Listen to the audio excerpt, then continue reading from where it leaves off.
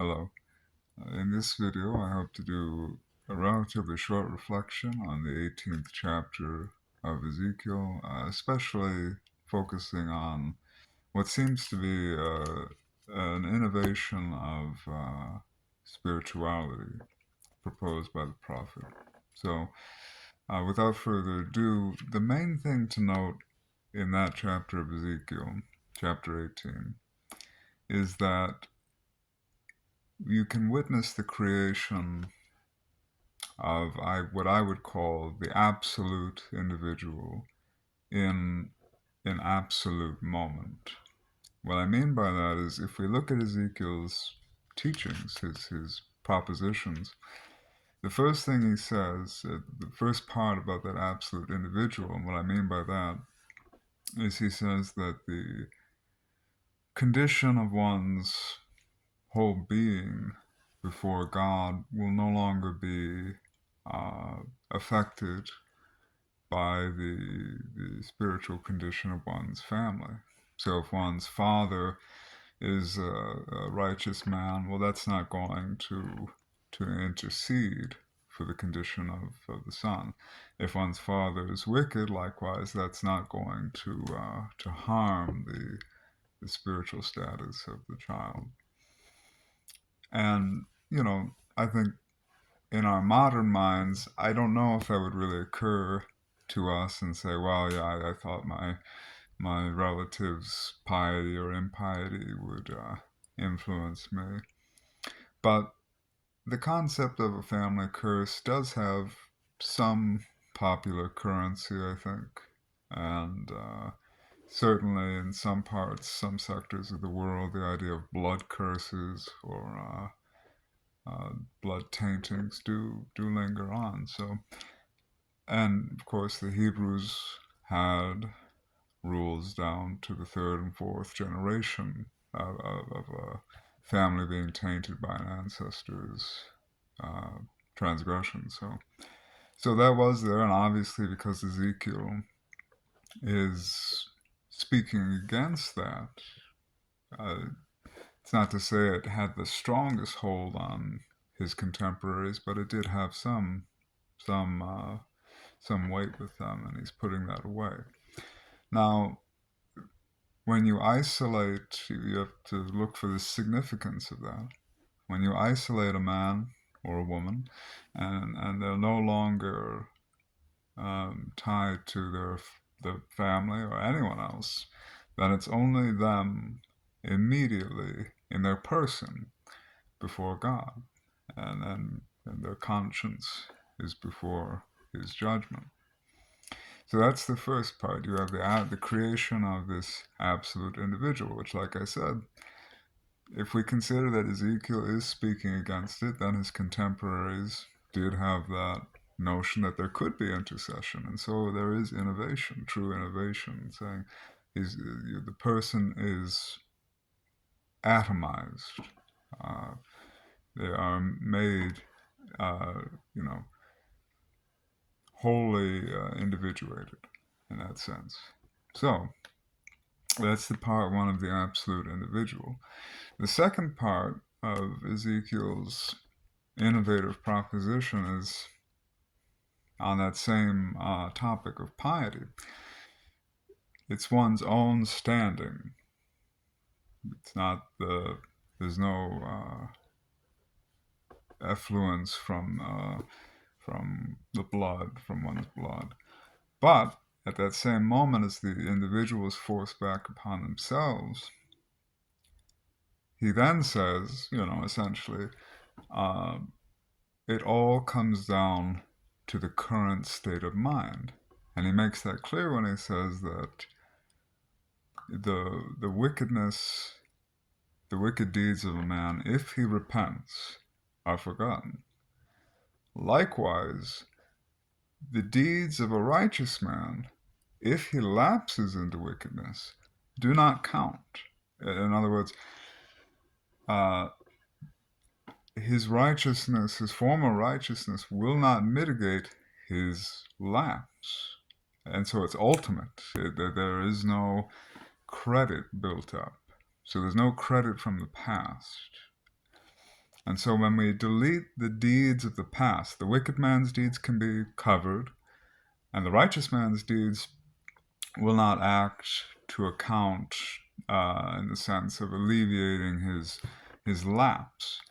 And all that matters is the present attitude or disposition or intentionality that is directed unto God. If one feels remorse, or if one feels contrition, the need to make right with God, or likewise if one spurns God, or turns away, becomes stiff of neck or hard of heart.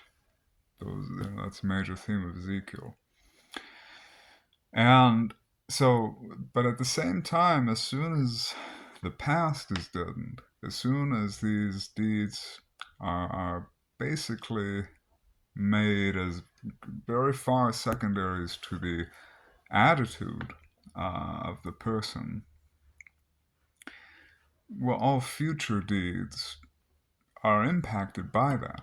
If the past does not account, then you know that your future actions themselves have no substance to them.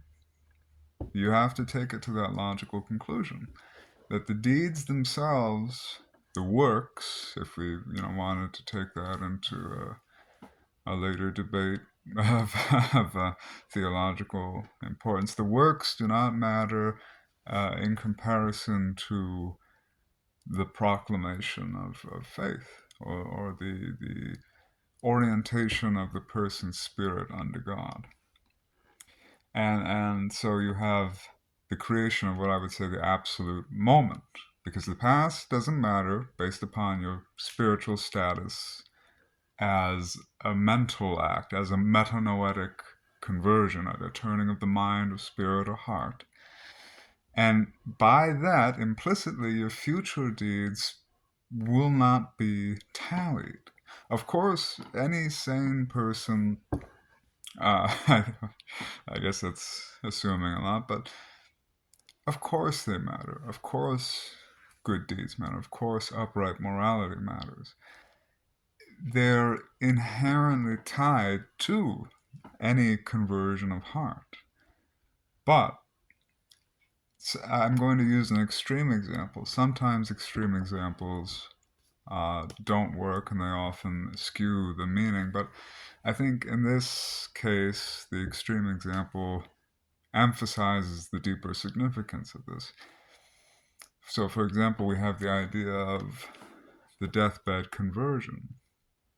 One can, even on just at the last moment of life, and despite in spite of a life led, in theory, in iniquity or wickedness, if that person has a genuine and sincere experience of remorse and I guess a spiritually upright feeling of wishing to be reconciled to God, then, according at least to Catholic doctrine, and I'm sure unto many Protestant denominations, that exercise of the volition, that willingness unto an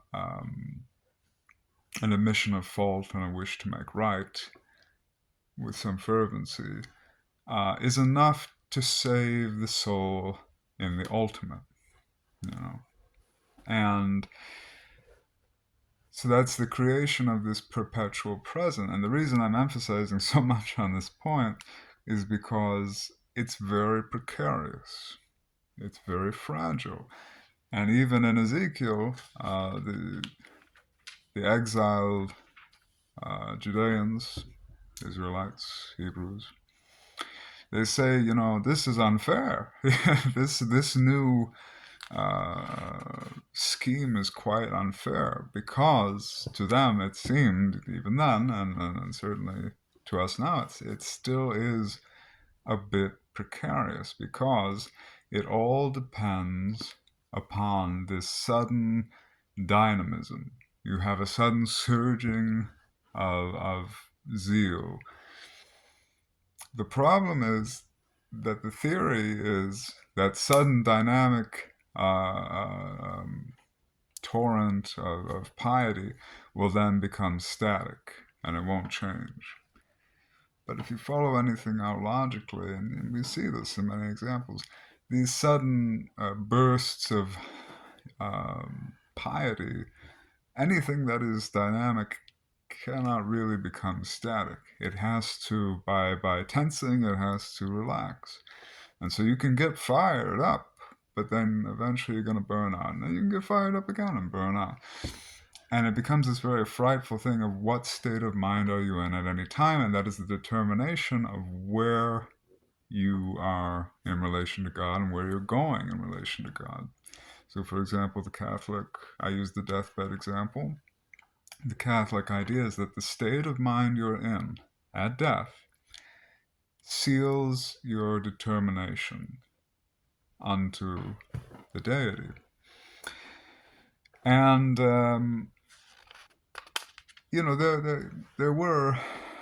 It's hard to make this relation, and it's just more of a side comment, but in the philosophy of late antiquity, for example, Plotinus of the Neoplatonic school, or the founder of that school, if it was to be said, the notion is that by contemplating, whatever you contemplate is that unto which you are formed. So if someone contemplates base things, then they become base. If someone contemplates elevated things, then they become elevated.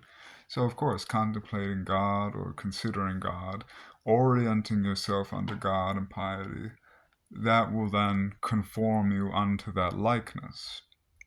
And so it's not as if that doctrine is without some mystical signification, because that unto which you are aiming yourself, by the very contemplation of it, you shall attain its likeness. And so I'm just mentioning that as maybe something that informs that idea.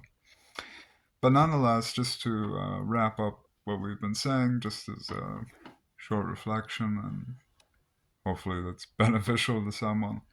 In that 18th chapter of Ezekiel, we see by the atomizing of the individual, there's an absolute person that cannot be morally interceded for. It's man before God. And then there's that absolute moment, the perfect or ever eternal present, where all that can vouch for one is their state of mind. None of the works they've done will tally for them. None going forward will really tally for them. It's just a constant determination of, it's really a negative. It's a repenting, a contrition, and then a wishing to return. And that wishing to return is that which ultimately becomes a major theme of at least Western spirituality. I mean, since the time of Paul, St. Paul, who experienced that sudden metanoetic conversion, that feeling of awful remorse and being driven under longing. I think that idea of that dynamic transformation, especially of one who is so otherwise opposed, holds some special appeal to Western Christian sentiment, that witnessing of profound change in one who otherwise was so differently oriented. So, just some thoughts. I hope that proves beneficial and that this video is enjoyable. Although it's just me talking, but just going to see if there was anything else to mention on that topic.